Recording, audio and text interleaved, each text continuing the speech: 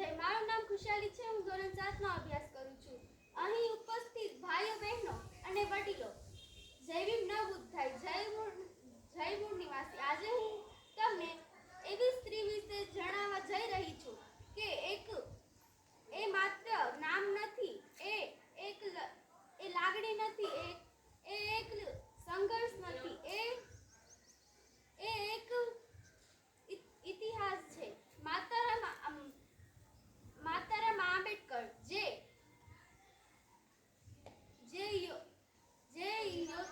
પોતે અંધારામાં રહીને બીજાને પ્રકાશ આપે છે. તે માતારામાં ઇતિહાસ નહીં, દિલોમાં જીવિત રહે છે. રમાબાઈનો જન્મ ગરીબ પરિવારમાં થયો હતો. બાળપણમાં જ માતા પિતાની છત્રછાયા ગુમાવતી પણ છપ નહીં, પણ તેમણે ક્યારેય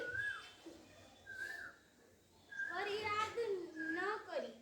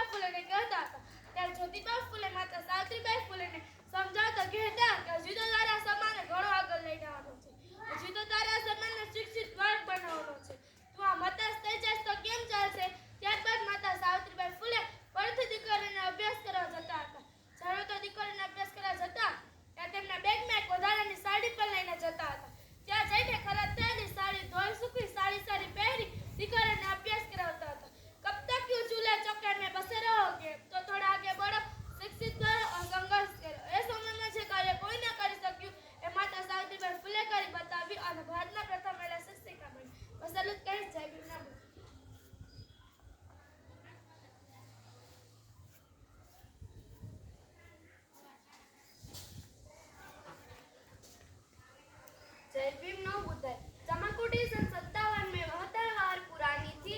खूब लड़ी वो मर्दानी, वो झांसी की झलकारी थी। एक વાર મહિલા તમને બહાદુરી અને વફાદારીને દેશને સ્થાન ન મળ્યું, પરંતુ સામાન્ય લોકોને હૃદયમાં સ્થાન આપ્યું. આજે હું તમને એવી વીરાંગનાની વાત કહીશ જે શહેરમાં દીકરીઓને સાપનો ભારો માનવામાં આવતો હતો. તે શહેરમાં ઝલકારીબાઈ ભારતનો ઇતિહાસ રચી નાખ્યો હતો. તેમના સાહસ, શૌર્ય અને સમર્પણથી ભારતીય ઇતિહાસના પાના સુશોભિત બની ગયા હોય તેવા એક વીરાંગના એટલે કે ઝલકારીબાઈ. ઝલકારીબાઈનો જન્મ ઝાંસીના થોડા અંતરે આવેલા ઉજલા ગામમાં તારીખ 22 નવેમ્બર 1830ના રોજ થયો હતો. તેમની માતાનું નામ ધનિયાબાઈ અને પિતાનું નામ મૂળચંદ હતું. પિતા મૂળચંદ ઘરે જ કાપડ વણતા અને માતા ધનિયા અન્ય ઘરકામ કરતા. તેઓ તેમના માતા પિતાનો એકમાત્ર સંતાન હતા, તેથી તેમનો ઉછેર ખૂબ જ લાડ પ્રેમથી કરવામાં આવ્યો હતો. તેઓ નાના હતા ત્યારે તેમની માતાનું મૃત્યુ થઈ ગયું હતું. ત્યારે તેમના પિતાએ તેમની દીકરીને જેમ ઉછેરી હતી અને ઘોડે સવારી અને હથિયાર ચલાવવાની તાલીમ આપી હતી. એક વખત યોજાયેલ સમારોહમાં ઝલકારીબાઈ રાણી લક્ષ્મીબાઈનું પહેરવેશ ધારણ કરીને લડતા તે દુશ્મનોને ધોકા આપી શકાય. 1857ના વિકલ્પ વખતે રાણીને કિલ્લાથી બહાર જવાનો સમય પડી ગયો. ઝલકારીબાઈએ રાણી લક્ષ્મીબાઈનો પહેરવેશ ધારણ કર્યો જેથી દુશ્મનોને ધોકા આપી શકાય. जाकर रण में ललकारी थी, वह झांसी की झलकारी थी. गौरव को लड़ना सिखा गई, वह रानी बन जोगंदी खा गई. इतिहास में झलक रही वो तो भारत की नारी थी. ઝલકારીબાઈ દુશ્મનોના હાથે પકડાતા તેમને ફાંસીની સજા આપવામાં આવી. કેપ્ટને ઝલકારીબાઈને કીધું, ફાંસીની સજા આપવા પહેલા તમારે કઈ કેવું છે? તો ઝલકારીબાઈએ કીધું, મારા જેવી બહાદુરી 1% પણ મહિલા બતાવે તો અંગ્રેજોને ભારત છોડીને જવું પડે. પછાડું કહી જવી ન મૂકે.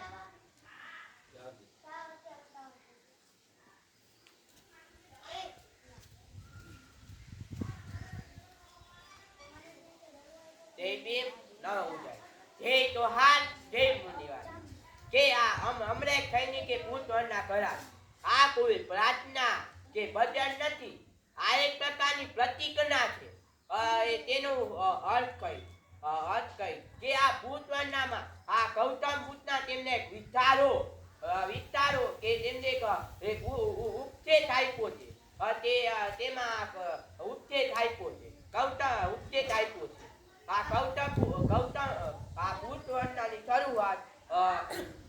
ભૂતવર્ણની શરૂઆત થાય છે કે નમો તત્ત ભગવતો હરહતો ક્ષમા સંપુષત્ત તથાગત તમ્યતે મારું નમઃ બુદ્ધમ તહમ ગચ્છામિ.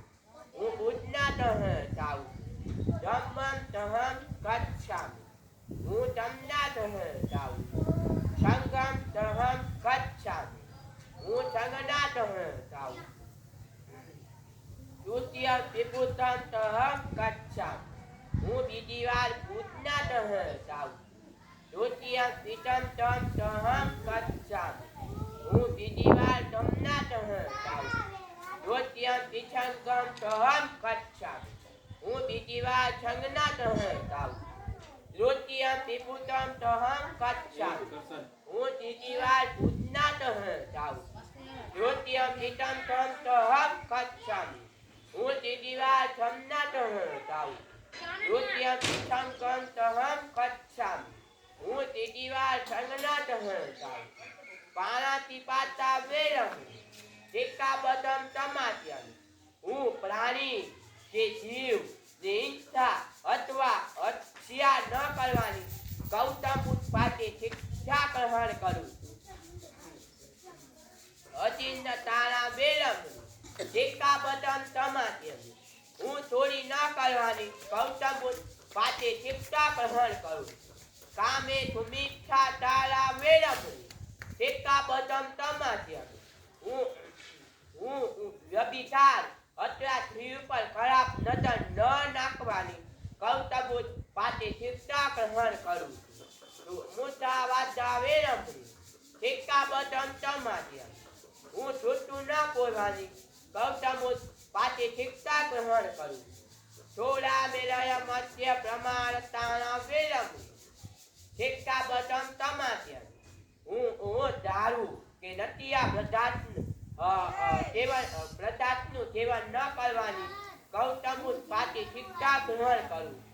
તપ પાપ પચ્છ કરણ કોઈ પણ પ્રકારનું અપુચ્છ કર્મ ન કરું. ઉત્તરસ્ય ઉત્તમ પદા સારી શિક્ષા ગ્રહણ કરવી. સતીત્ય પરિયો સપહન.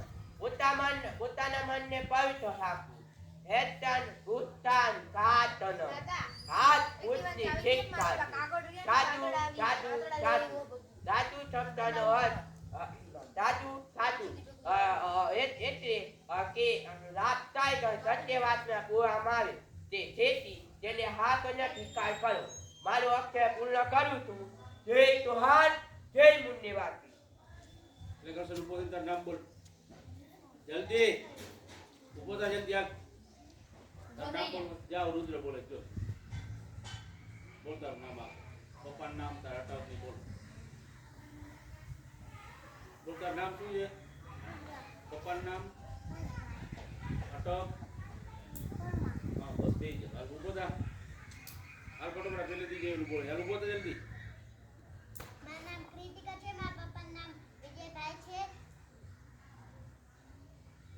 અને અમે પારકી હતા જા તું બોલ દે મારું નામ દિયાના છે મારા પપ્પાનું રાકેશ છે મારું નામ ભારતી છે હાલ ફટોફટ ઉભો થા જલ્દી કરશે બીજાનો વારો આવે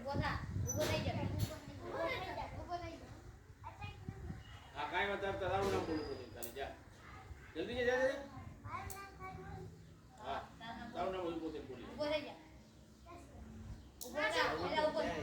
ધીમે તું જ જા જા તું આયલો જા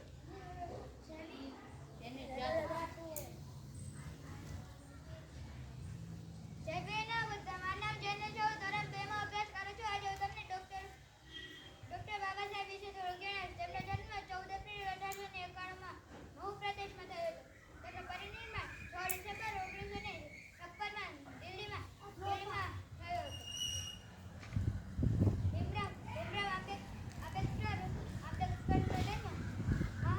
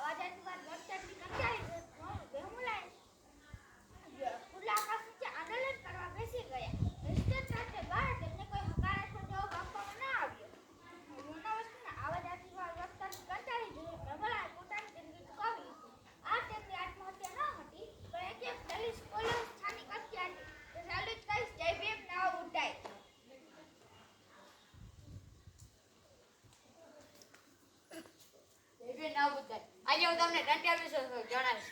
એ હકીકત છે કે સ્વતંત્ર સેનાનીઓના શિવાજીના મહારાજા સામ્રાજ્યથી લઈને બ્રિટિશ શાસન સુધી બળવાખોર તરીકે ઓળખવામાં આવે છે. ટંટ્યા ભીલ એક મહાન ક્રાંતિકારીઓમાંના એક હતા, જેમણે 12 વર્ષ સુધી બ્રિટિશ શાસન સામે સશસ્ત્ર સંઘર્ષ કર્યો અને વિદેશી શાસન ઉખેડી નાખવાનીમાં પોતાનામાં અદમ્ય હિંમત અને જુસ્સાના બળથી જનતામાં પ્રિય બન્યા. ટંટ્યા ભીલ એ ગેરિલા યુદ્ધમાં કુશળ હતા. તેઓ પરંપરાગત તીરબાજીમાં પણ કુશળ હતા.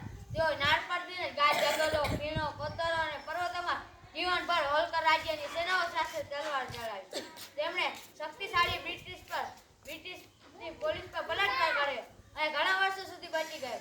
ટંટ્યા ભીલને મદદ કરનાર આરોપીમાં સેંકડો લોકોની ધરપકડ કરવામાં આવી. સેંકડો લોકોને જેલના સળિયાના પાછળ ખસેડવામાં આવે. ટંટ્યા ભીલ એક મહાન ક્રાંતિકારીઓમાંના એક હતા.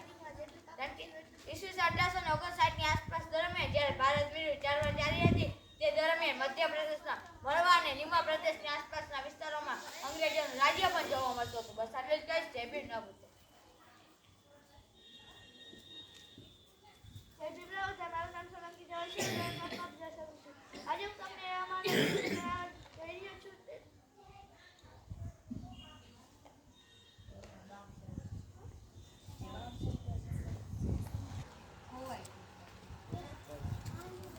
જય ભીમ નમો બુદ્ધાય. આજે હું તમને એવા માને કે થોડું જણાવીશ કે જેમણે સમગ્ર ભારત જીતી લીધેલ હતું, કે તેમણે એવી જીત્યું કે આજ સુધી કોઈ પણ ન જીતી શક્યું. તે હતું કલિંગની યુદ્ધ, અને તે હતા સમ્રાટ અશોક. સમ્રાટ અશોક પ્રાચીન ભારતના મૌર્ય વંશના રાજા છે અને સમ્રાટ અશોક તરીકે ઇતિહાસમાં જાણીતા છે. તેમના સમયમાં મૌર્ય સામ્રાજ્ય તેમાં હિંદુકુશની પાળેથી દક્ષિણમાં ગોદાવરી નદીના દક્ષિણ કાંઠા તથા મૈસૂર સુધી અને પૂર્વમાં બાંગ્લાદેશ જીતી લીધેલું, કે જે તે સમયનું સૌથી મોટું વિશાળ સામ્રાજ્ય હતું. અશોકના જીવનકાળમાં ઉત્તર ધર્મ સમ્રાટ ગૌતમ બુદ્ધના અનુયાયી બની ગયા અને ગૌતમ બુદ્ધની સ્મૃતિમાં તેમણે એક સ્તંભનું નિર્માણ કરાવ્યું, જેનું નામ હતું અશોક સ્તંભ.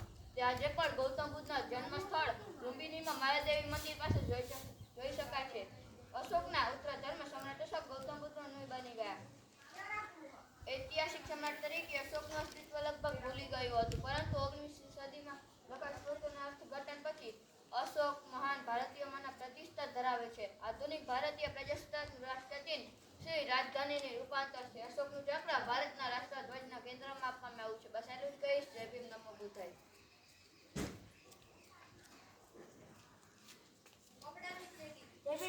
आज હું તમને क्रांतिकारी वीर मेघमाल से थोड़ा जણાવીશ. हमारे गले में आंडी और पीछे झाड़ू छुड़ाने की आजादी देने वाले वीर मेघमाल को सत सत नमन. कभी प्रश्न કર્યો છે કે છઠના દિવસે રાંધવાનું શું કામ, સાતમના દિવસે ઠંડુ શું કામ ખાવાનું, આઠમના દિવસે મેળા ઉજવણી શાની? વર્ષો પહેલા વીર મેઘમાલ નામના બહુજન સમાજના ક્રાંતિકારી પેદા થયા હતા, જેમણે જ્ઞાતિ જાતિના ભેદ દૂર કરી સમાનતાનું આંદોલન ચલાવ્યું, જેના વિરોધમાં શસ્ત્રની તળાવમાં પાણી લાવવા બદલી અક્ષર પુરુષની બલિ આપવાનું ષડયંત્ર કર્યું. ત્યારે બહુજન લોકોની પરાકાષ્ઠા હતી. જે ગામના છેવાડે રહેતા, એટલે કે બહુજન લોકોને ગામમાં પ્રવેશવાનો કોઈ અધિકાર ન હતો. લોકોને વસા હતો અને બજારોમાં પ્રવેશી શકતા ન હતા. ગળામાં કોડી અને પાછળ ભાગે જાડું તેમજ પગમાં ઘૂઘરી રાખવામાં હતી. જેના હોવાથી લોકોને ખબર પડી જાય કે સીમાડી આવી રહ્યા છે, એટલે તેનાથી દૂર થઈ જતા. આ દૂર કરવા સીતાજી સામે વીર મેઘમાલે અમુક શરતો મૂકી કે મારો સમાજ જે ગામના છેવાડે રહે છે એને ગામની અંદર રહેવા અને ગળામાં કોડી અને પાછળ ભાગે જાડું કાઢવામાં આવે અને પાણી પીવાનો અધિકાર આપવામાં આવે. આ શરતો રાજાએ માની અને સમાજના હિત માટે વિક્રમ સંવત 1172 મહાસત સાતમ શુક્રવારના દિવસે વીર મેઘમાલના શોકમાં કોઈ ચૂલો સળગાવ્યો ન હતો. બાળકો વૃદ્ધો ભૂખ્યા ન રહી શકે તેમને ઠંડુ ખાવા આપ્યું અને મનુવાદીઓએ એકના એકની હત્યા કરી. આઠમના દિવસે ઉષ્ણ રાષ્ટ્ર મનાવ્યો. મતલબ છઠ, સાતમ, આઠમ વીર મેઘમાલની હત્યાના દિવસે આપણે આપણા મહાનાયકની ઉજવણી કરીએ છીએ. સાચો ઇતિહાસ બહાર ના આવે એટલે કાલ્પનિક ચિત્રમાતાની કથા ચલાવીએ છીએ. આપણે ગુલામ બન્યા છીએ. વીર મેઘમાલની હોમી તે કયા નવાણે નીલ તુલાયા પર કાઠી કુરબાન કયા. એ શરતે રાષ્ટ્રની એવી માયા બલિદાન ઉજવાળ થઈ રહ્યા. બહુજનના એક ક્રાંતિકારી વીર મેઘમાલ થઈ ગયા. બસ આટલું જ કહીશ. જય ભીમ. સાવધાન, વિશ્રામ, સાવધાન, વિશ્રામ, સાવધાન.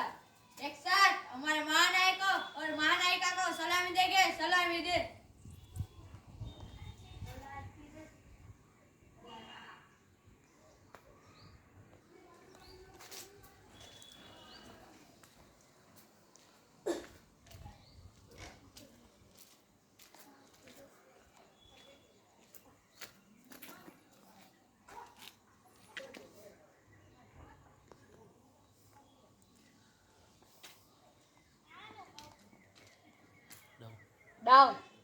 વિશ્રામ.